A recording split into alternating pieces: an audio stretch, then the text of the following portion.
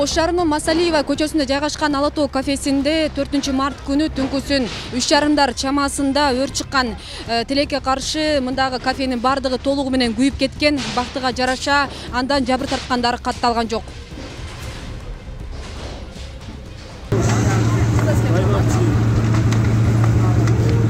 Бул тамактануучу жайдын ээси Илхам Сабиржанов кафени 20 жылдан бери иштетип келген.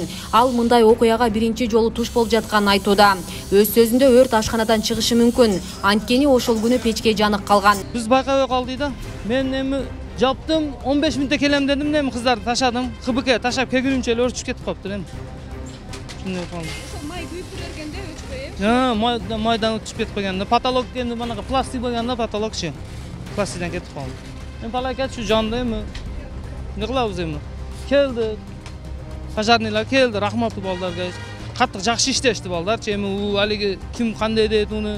Мен эми хозяин мен өзүм шерде түрдүм өшөлөр түстүдачы. Мен өзү шерде өчүрүп, пока кеткүнчө шерде нормальный бар жок, жакшы карашты. Конун кош бу томон кем, бу тарап кем өткүзгөн жок отtu. Окуя болгон жерге өрт өчүрүү кызматы 5 минут аралыкта келип, кырсык саат 6:15 толук өчүрүлгөн. Ага жалпы 4 өрт өчүрүүчү автоунаа жана 19 өрт өчүрүүчү куткаруучулар, бир тез жардам унасы, милиция кызматкерлери да тартылган.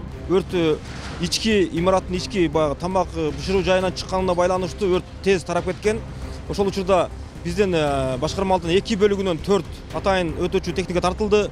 Ошо күчүнүн каражаты менен ушу өрттү 4:13 минутада чектеп, 6:15 минутада саат 6:15те уже толугу менен жоюшкан.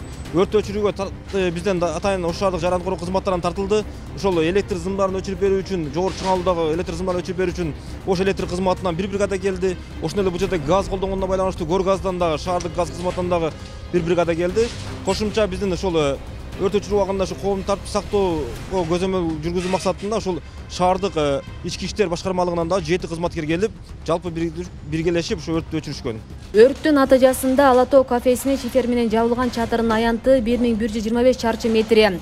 Кафенин тамак даярдоочу жана тамактануучу жайынын столдору, дивандары, муздаткычтары, идиш аяктары 416 чарчы метри күйгөн. Учурда өрттүн келтирген чыгымдары, себептери такталууда.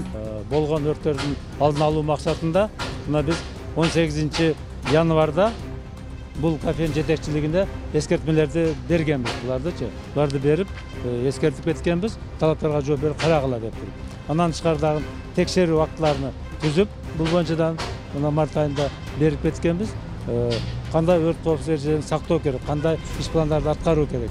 Бул жерде алгачкы өрткө каршы каражаттар бар болгон. Азыр эми айтуулар боюнча ушул өрт коопсуздугу боюнча институттан өткөнбүз деп атат булардан.